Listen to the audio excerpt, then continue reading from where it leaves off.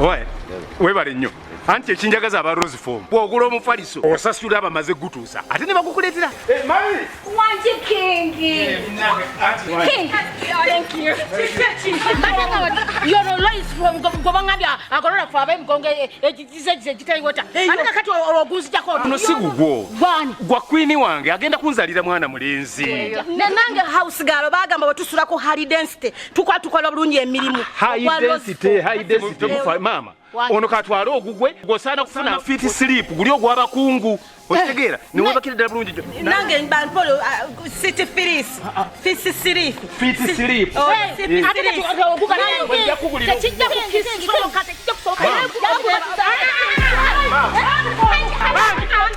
mpuliriza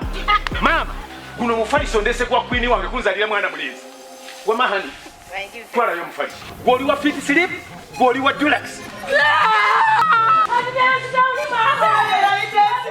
For inquiries, visit our depots or contact us on +256 200 907 181 or email us at roykimsil@gmail.com or visit our website info@roykimsindustries.com.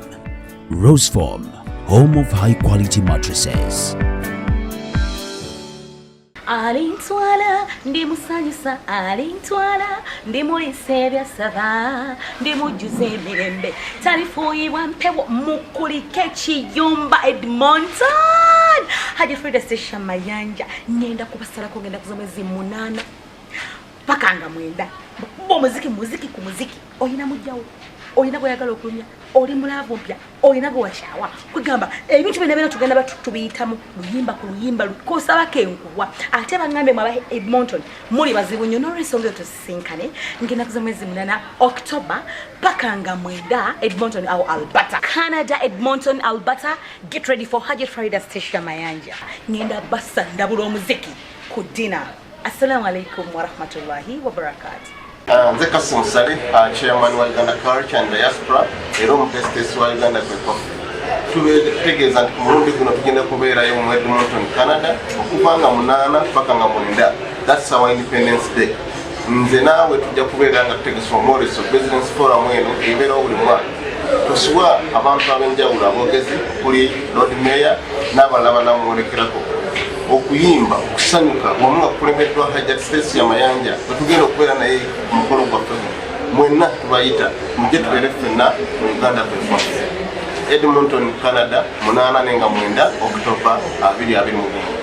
mwebale nnyo mujje tukube mu bali tusanyuke tuyige tupromotinge ensi yaffe Uganda.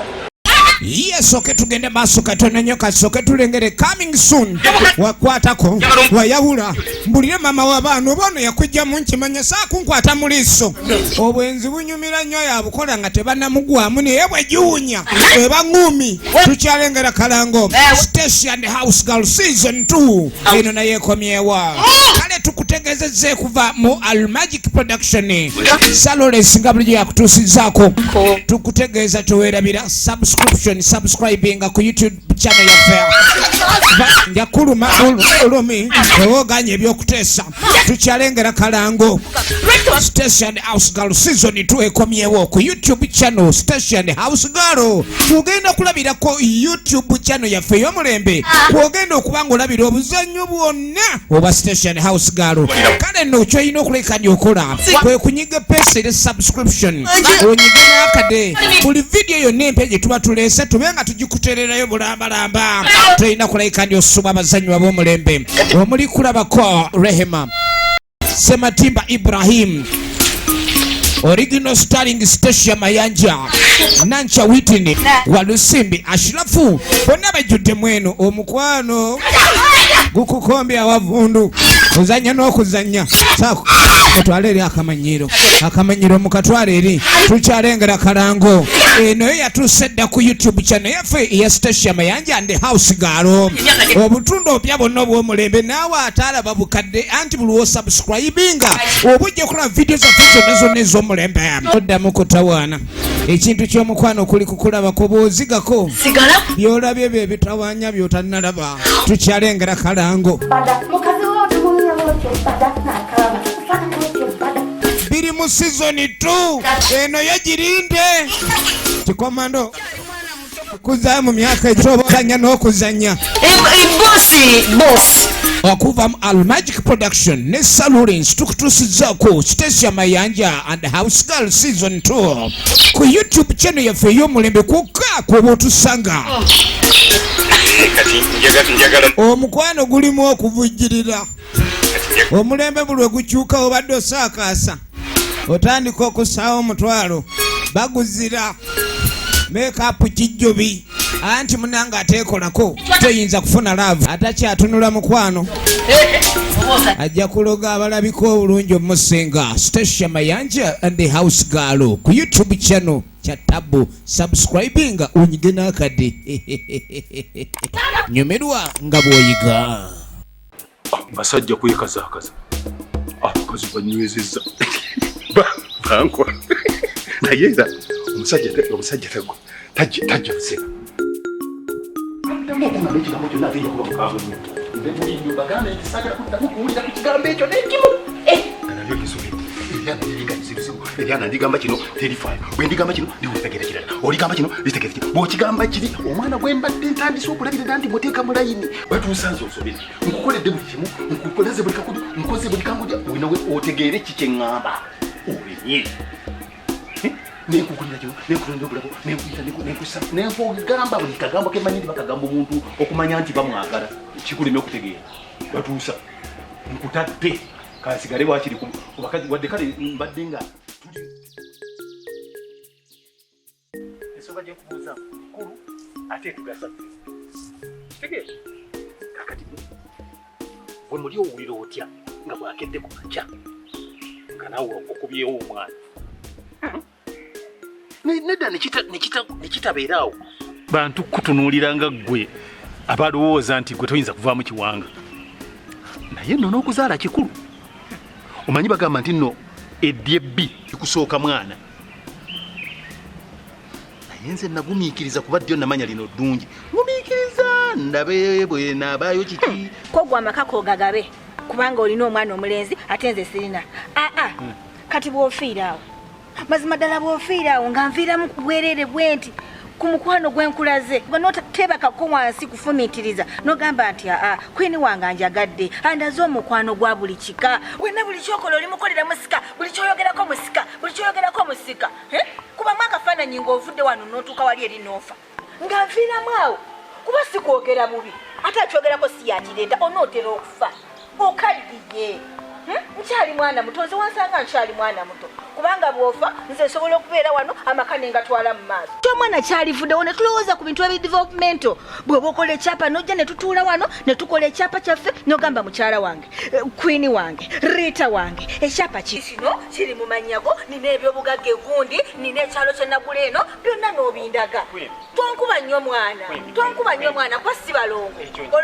olwo abazaala abalongo ate nga balinzi bo bakole bati tontinkuula okusirika siri musiru nze nyinza okunyiiga nenkubawo abaana mukaaga bweddu eno ennyumba tetumala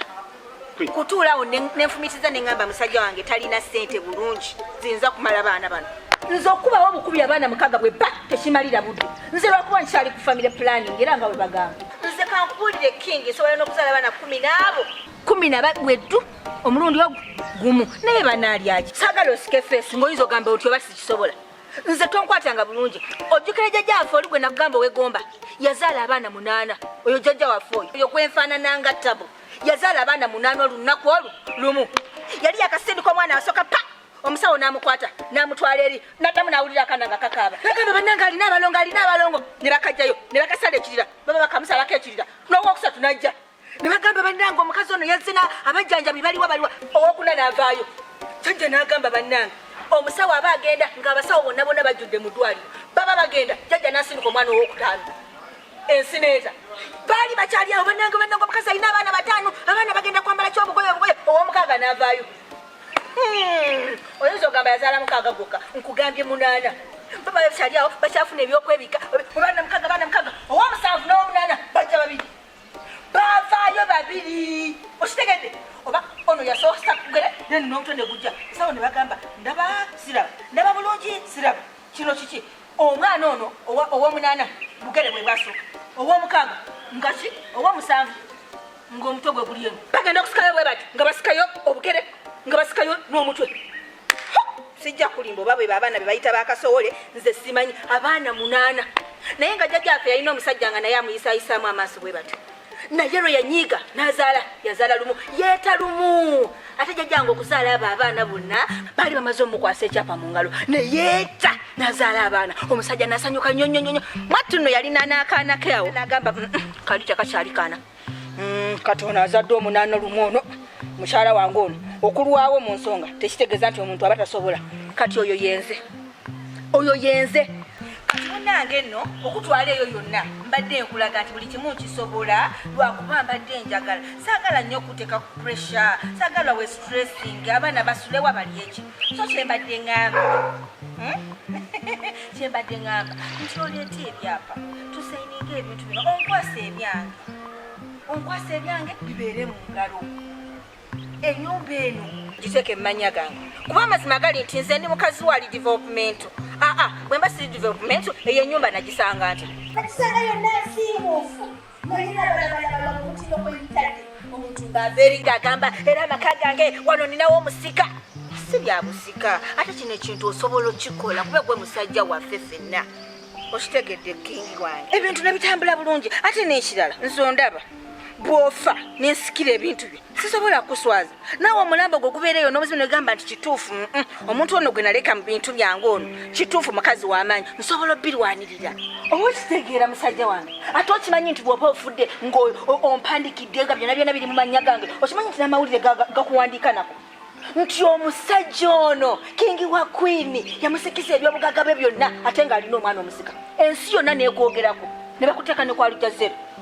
abantu be bateekeyo mu mawulire ag'ebweru bakola bintu bwe bityo bya buzira so kati ky'oba okola omubiri gwetse byoyogedde mbiwulidde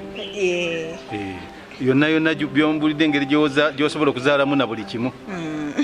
nenkirabira ddala nti ekintu ky'oyogera kituufu ogwe mmaze okwetegereza n'okufumiitiriza mu byoyogedde nendabira ddala nga kyoyogedde bambi kituufu naye njagala omanyi era otandika okukitegeera nti abato bokka abakulu bokka si be bafa kyangu nnyo neyeeraba ng'omuto okkeera ku makya nga afudde kyogamba nti wammwe temuziikangayo ku mutansinga nga basajja temuziikangayo ku muntu nga muto okunsinga era lwaki oyagala nze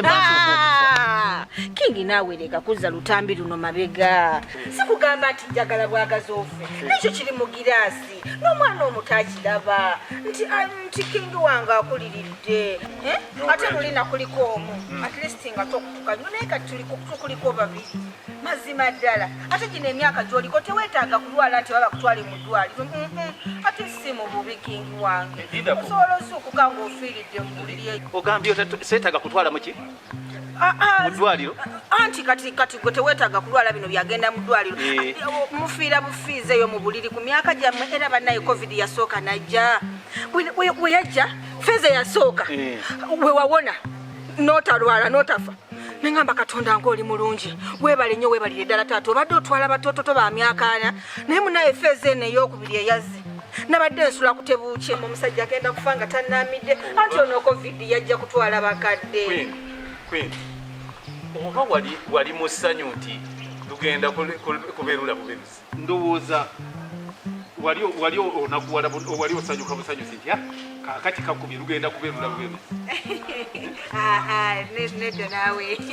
kingi wange nga tonaba nakunkolera kyapa bw'olaba ngaekyo kikola amagezi naye kati olaba wano kyova olaba nkwegayirira ebintu bino tubikoleko mangu mangu kubanga waliwo phase 3 byempulira abantu bye boogera social media yonna ejjudde mu phase 3 mwabakadde teno kale kyenkana kuba kati abantu abo myaka 4 5 6 7 tebagenda kuwona kusematuka bambi kyenva nkusaba saagala mali yaffe bantu balala bagitwale kola endagaano kola ebyapa obinkwase alaba ekijujulu kyogenda okuleka mu maaliyo